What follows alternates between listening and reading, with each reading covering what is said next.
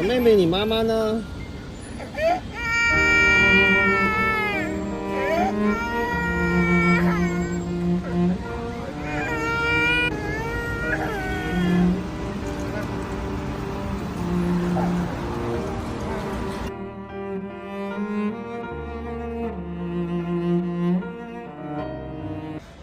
喂，講好個大暴雨喺邊度嚟啊？大佬，落雨又唔落，跟住啊呢隻化骨龍佢又唔使返學，哎呀，今日朝早咪又搞死我，想話瞓返個晏覺㗎，哎呀，冇陰功。今日終於俾我集齊咗4大天王啦，嚟，民生無小事。喂，關你哋咩事？多事。民生無小事，今日多關注。民生無小事，做家長嘅都關注啊！嗱，學生減負嘅重磅消息終於嚟啦！嚴禁老師向家長佈置作業，嚴禁要求家長同小朋友檢查作業。嗱，學生如果冇做完作業而夠鐘瞓覺嘅咧，先瞓覺啊！課外培訓班通通要變公益，即係唔準賺錢。哇！聽完之後咧，我哋做家長嘅春天嚟啦嚇，一個字爽啊！嗱，究竟點解要出台呢一個咁重磅嘅減負措施呢？視頻最後呢，我靜雞雞話你知下。嗱，措施要減2個負擔，第一個學校俾你嘅負擔，小學1、2年級唔准佈置家庭嘅書面作業，3到6年級咧書面作業唔可以超過60分鐘，初中唔可以超過90分鐘。嗱，我知你諗緊乜嘅？喂，佢以前都講過㗎啦。喂，但係結果咪又係作業層層加碼打回原形？錯，今次嚟真㗎嚇！如果發現問題，分分鐘係要撤銷教師資格嘅，問你怕未啊？嗱，一味佈置作業，其實邊個唔識啊？老師係咪應該有本事揸得住重點，通過好少嘅作業令到學生掌握知識呢？嗱，第二，減輕校外培訓嘅負擔。哇，呢個力度真係誇張，真係將啲校外培訓機構打回原形啊！校外培訓機構變成非盈利，嗱，好似語數英呢一類學科嘅培訓機構咧，節假日啦、寒暑假啦，唔俾上課喎。喂，咁幾時上課？咁唔俾上市融資添啊，仲要唔俾打廣告啊？咁佢哋點生存呢？唉，真係講句唔好聽，爭白紙黑字寫出嚟話唔准校外培訓嘅啫。所以呢一切究竟為咗乜呢？嘿，想你生2胎，想你生3胎啊！咁多作業要輔導，你夠膽生咩？喂，培訓機構咁貴，你夠膽生咩？覺得我講得啱嘅，入嚟點個讚啦！嗱，今日咧要帶仔仔咧睇下佢面上嘅呢一塊胎痣啊，因為咧我驚佢越嚟越大，未來嘅話咧可能會影響到佢嘅心情啊，甚至乎有啲心理壓力。養兒100歲，長憂99啊，真係。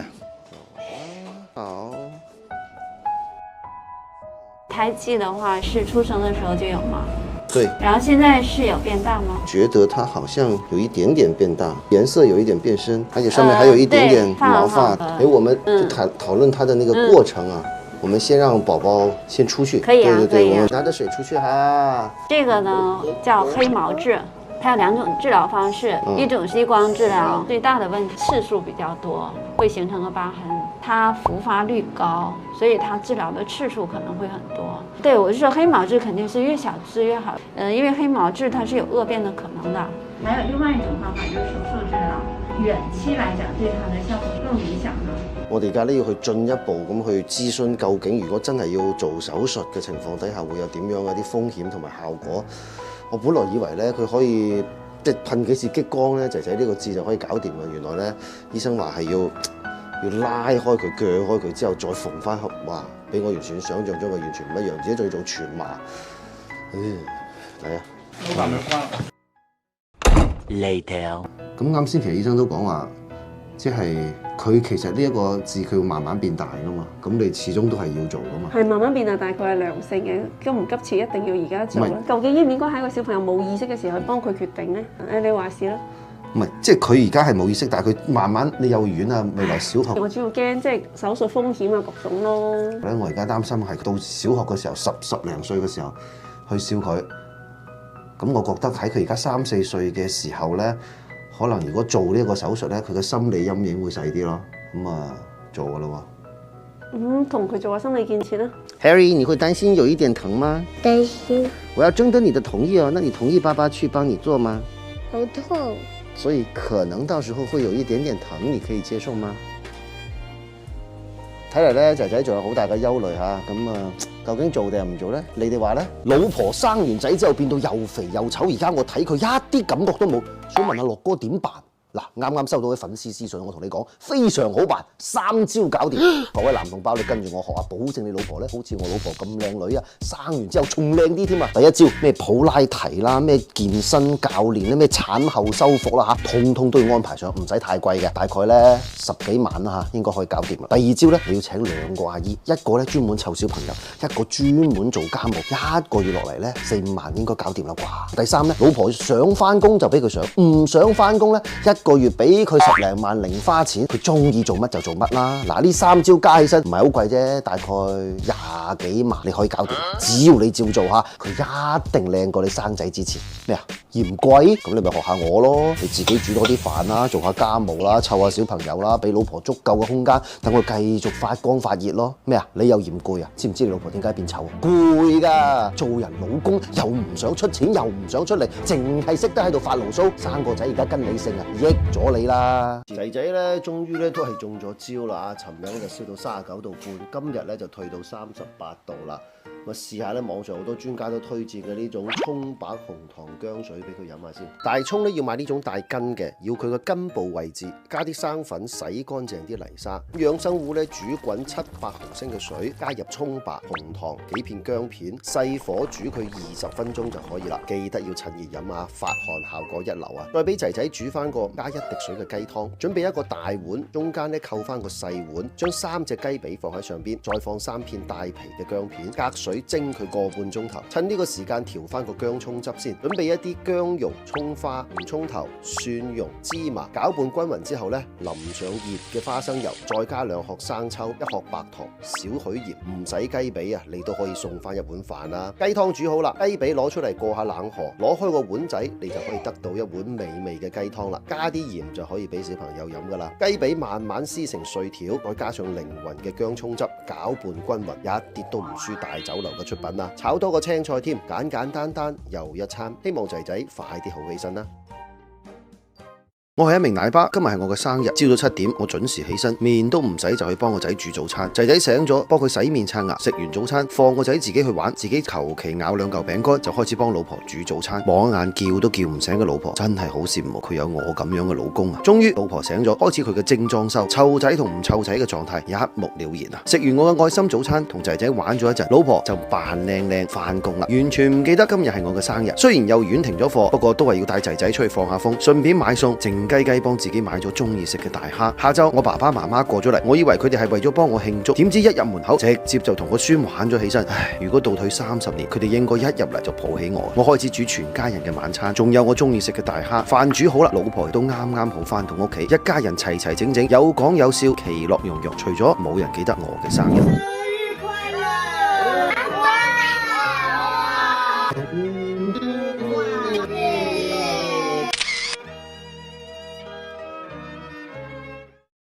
你屋企嘅小朋友咧辦咗呢個社保卡未啊？知唔知道咧？其實有個隱藏嘅慳錢功能㗎。咁最後咧，我幫你整理咗完整攻略㗎嚇。其實咧，好似而家換季啦，小朋友好容易感冒啊、發燒啊、咳嗽等等嘅，睇一次病真係好嘥錢㗎。點慳錢？嗱，可以將小朋友嘅社保卡同大人嘅綁埋一齊。嗱，咁樣小朋友睇病咧，可以直接碌爸爸媽媽嘅社保卡啦。就算佢自己嘅報銷額度唔夠，都唔使驚㗎。而且綁定咗之後咧，除咗可以睇門診之外，仲可以攞嚟打疫苗做體檢㗎喎。只要喺社保定點醫院，通通都可以用啊！綁定社保卡3個辦法整理晒俾你啦，快啲點讚收藏啊！呢個古仔，如果你嘅小朋友捱唔得苦嘅話咧，記得話俾佢聽。14歲嘅全紅嬋用破紀錄嘅方式攞咗女子10米跳台嘅冠軍。賽後咧，記者採訪佢話：你攞咗冠軍最想做啲乜嘢咧？佢話：佢想賺錢俾媽媽醫病。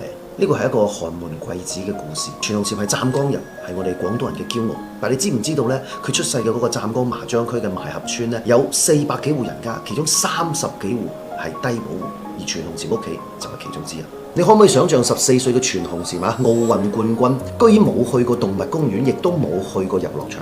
佢個媽媽因為車禍肋骨受傷，睇病幾乎掏空咗佢哋成頭家。如果唔係因為練跳水嘅話，全紅嬋好可能嘅結局就係幼年輟學，跟住去打工賺錢。天將降大任於斯人也，必先苦其心志。小小年紀嘅全紅嬋，佢就知道如果唔苦練跳水係冇辦法讀書，亦都冇辦法幫媽媽去醫病。所以佢係全隊入邊訓練最刻苦嘅一個，每日要練400幾跳，終於一戰成名。作為一個爸爸，作為一個家長，睇完呢個故事，除咗感動之外，我哋仲有咩收穫呢？第一，無論你嘅家庭條件好與壞，係咪應該令到小朋友知道生活嘅唔容易、賺錢嘅艱辛呢？係咪要令佢知道幸福嘅生活咧唔係爸爸媽媽俾嘅隨手可得嘅，而係要自己去爭取嘅呢？第二，係咪適當嘅要令你嘅小朋友捱啲苦呢？當然，我哋未必可以去做運動員，未必可以為國爭光，但係當佢做一件事情堅持唔落嚟嘅時候，當佢真係有機會受傷嘅時候，你有冇心軟呢141年嘅我哋呢一個廣州陶居咧嚇，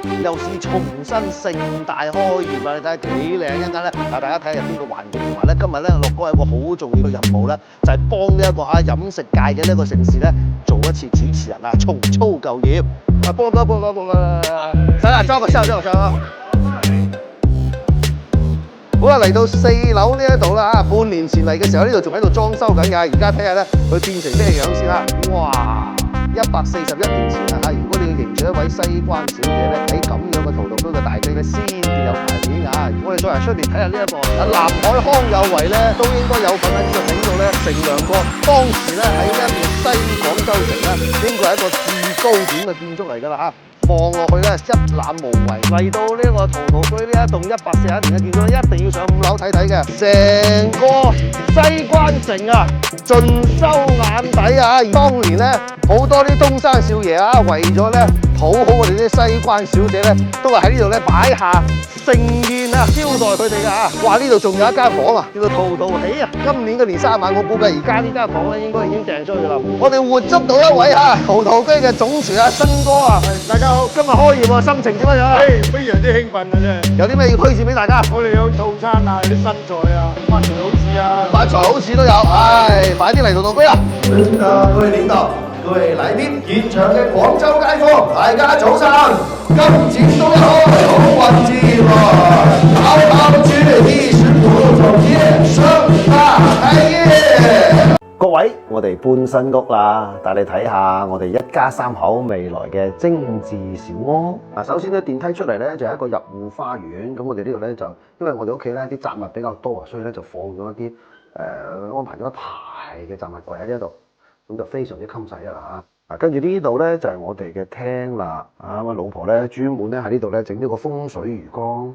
沙發咧就比較簡約嘅，咁啊電視機咧而家仲未整，到時咧就唔整電視機啦，應該咧就會整翻個幕牆喺呢一度嘅。咁啊睇睇我哋出邊嘅景觀啊，陽台嘅景觀今日落雨啊，睇得唔係好清楚。下邊咧就係學校，呢幅畫咧就老婆自得意之作啦。跟住咧就係我哋嘅 BB 房啦，咁啊呢個 BB 到時瞓上邊，呢張2米嘅床咧，應該咧佢高過我咧都夠瞓噶啦。然後咧呢度下邊咧就係一個趟籠嘅書櫃，大家可以睇下呢個可以趟籠嘅。然之後呢度有各種各樣嘅櫃啦、收納啦，咁啊再嚟睇下呢度有洗手間。咁我哋咧老婆咧就覺得咧洗手間係一件好緊要嘅事情嚟嘅，所以咧專門係做咗3個洗手間嘅。咁呢個咧就公共洗手間，公共洗手間咧都係有可以淋浴嘅地方嘅。然之後呢度隔離咧就係一間雜物房又好，衣帽間又好，或者書房又好。跟住我哋再嚟睇下主人房。個主人房咧，因為仔仔咧一定話明咧要浴缸嘅，所以我哋咧就專門喺度咧整咗個浴缸。然之後咧，哇！呢個馬桶咧全智能嘅，我研究咗好耐，都研究唔到究竟呢個屎坑應該喺邊度沖水，因為佢係冇沖水嘅地方。呢個牌子好鬼貴嘅，大家知唔知道呢個牌子？跟住原來咧佢係喺呢度啊，咁細個見到你沖水喎，你話係咪巴閉？好啦，咁睇下我哋嘅房間主人房，海馬嘅床墊，多謝海馬。跟住有個櫃啦，然之後呢度已經擺咗少少嘢落去啦。咁啊，每日咧就可以睇到仔仔放學啦。咁啊，嗰邊咧其實呢度窗簾遮住咗，都有一線光景嘅。呢邊就老人房啦。佢全部咧都做咗啲入牆啊，跟住咧入戶嗰啲櫃啊，嗱，好似呢啲地方咧，你唔好睇佢唔起眼喎，其實佢打開之後咧都有翻咁上下大喎。嗱，呢度下邊都有。我最中意咧就係佢哋一啲咁樣嘅設計啊。咁啊，包括好似喺呢一個地方，都有收納嘅一個空間嘅。咁啊，老人房呢一度咧都有一個洗手間啊，獨立嘅淋浴啊，呢啲咁樣嘅。所以我哋呢一度咧雖然係100幾方，但係咧係有3個洗手間嘅。再俾大家睇下廚房同埋呢一個陽台啦。咁呢度咧會有一個隱藏式嘅冰箱，一個蒸箱。咁基本上咧夠晒我哋用噶啦。呢度各種各樣嘅可以收納嘅地方啦，呢個好中意嘅，可以下沉式嘅。你攞填料啊嗰啲咧就可以放喺呢啲地方咧，就唔使話有時咧就覺得好牙定啊，放喺下邊呢啲地方。咁啊呢度係抽油煙機，然之後呢邊咧，我哋咧係做咗2個滾筒洗衣機同埋1個烘乾機，一個滾筒洗衣機同埋1個烘乾機，咁就基本上唔使晾晒衣服都可以啦。咁啊當然你要晾晒咧，都有一個衣架嘅。你聽鑼鼓響一片，聲聲送舊年。你看大家多歡暢，個個樂綿綿。歡呼聲、歌樂聲，響徹凌霄殿。齊聲恭祝你有個歡樂年。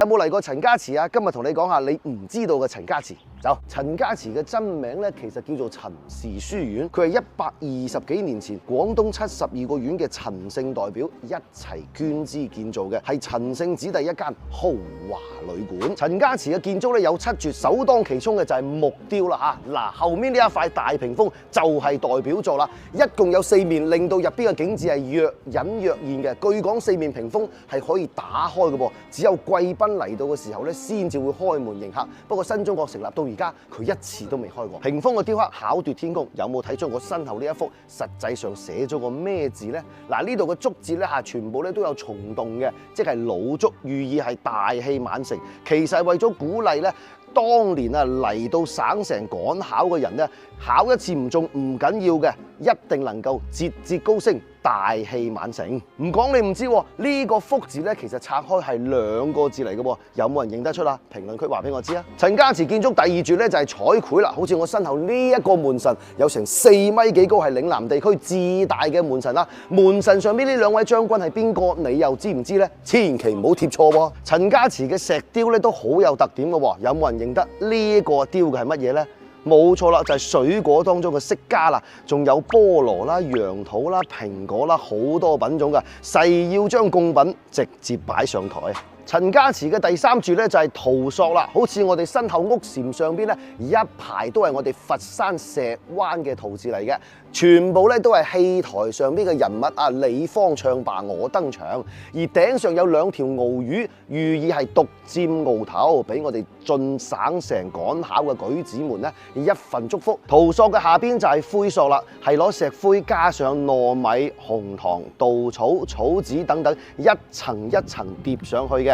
嗱，當年咧嚇點樣先可以喺上邊上色咧？就一定要我哋嘅工匠藝人爬好似後邊咁樣嘅腳手架上去先至可以做得到㗎。你想象下，當年做呢一個灰塑嘅話，要幾大工程啦？灰塑好多都係反映咗我哋羊城嘅風貌嘅，好似呢一幅叫做越秀連峰，反映嘅咧就係越秀山腳下嘅美景。嗱，鎮海樓咧都包括在內㗎。我所在嘅地方咧叫做青雲巷，嗱，抬頭咧可以見到青天白雲，而背後個梯級咧就係層層疊進，寓意步步高升，平步青雲。而呢一幅作品上邊係一個大嘅篇幅，下邊咧係一個寶瓶，寓意福到平安。陳家祠仲有一柱咧就係磚雕啦。你有冇見過西方嘅小天使着住中國嘅土兜紮住髮髻嘅咧？充分表明咗100幾年前啊喺廣州呢一個開放嘅大都市入邊中西文化嘅交融。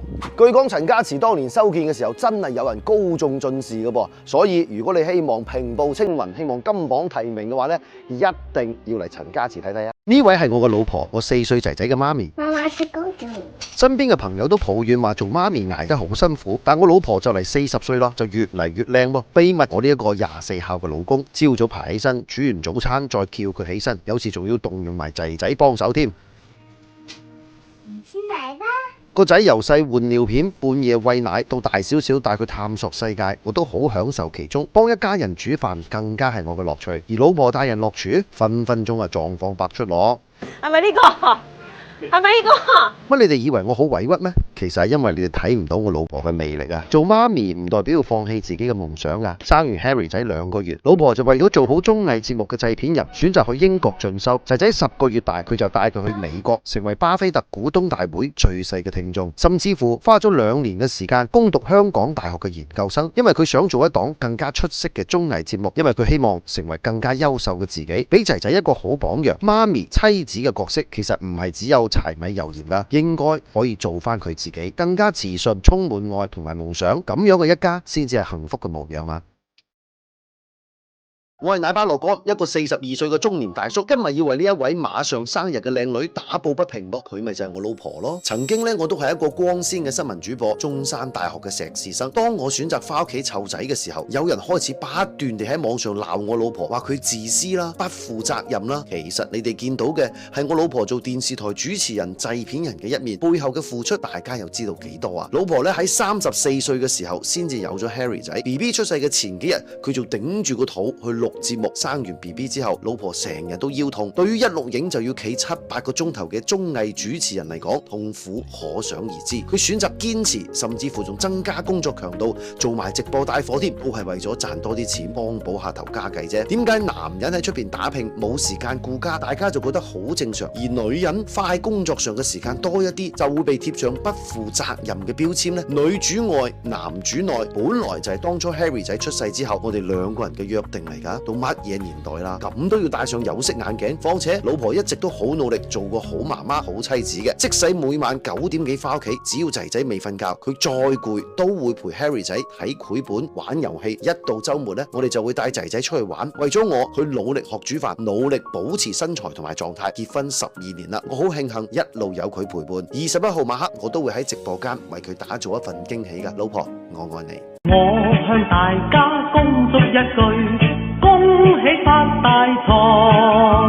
我要為你祝福一句，愛侶相團圓。花開千萬朵，生意長興旺。財運亨通福星照，處處揾大錢。大家還記得那個一個人被放在了外賣車上哭着找爸爸的小女孩嗎？經過好幾天的努力，我終於找到了這個小女孩。但此刻的心情其實很矛盾，到底是應該指責這個外賣小哥為什麼狠心的將女兒放在外賣車上呢？還是應該關心她？其實生活真的不容易呢。走，我們去了解一下。你好，您是站長是嗎？對對對，我想了解一下這個騎手的一些情況啊。他之前入職的時候，我們就發現他還有個小女孩，家裡特殊情況沒有人帶，所以說我們站點也做出了就單獨的騰出了一個房間給這個小女孩去玩去休息。平常時間我們站點值班的管理都會去帶這個小孩啊，買點零食給他們吃，都有在做的。就我們汽車小哥回來也會逗着這個小女孩玩。您好，您好，您好，您好，我首先可能要抱歉了，我也不知道我拍的那個視頻會不會對您帶來一些困擾啊，我不知道沒有給你添麻煩了，首先要說個抱歉。那其實為什麼要把他帶出去呢？你要看他意愿的，知道吗？在这里待着你才能放，他不肯在这里待，他会大吵大闹的。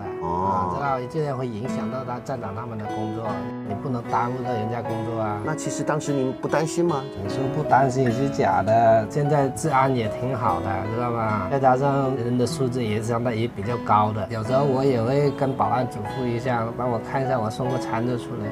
他们有时候都会帮忙的，也相信我们这个城市是有爱的，其实挺温暖的。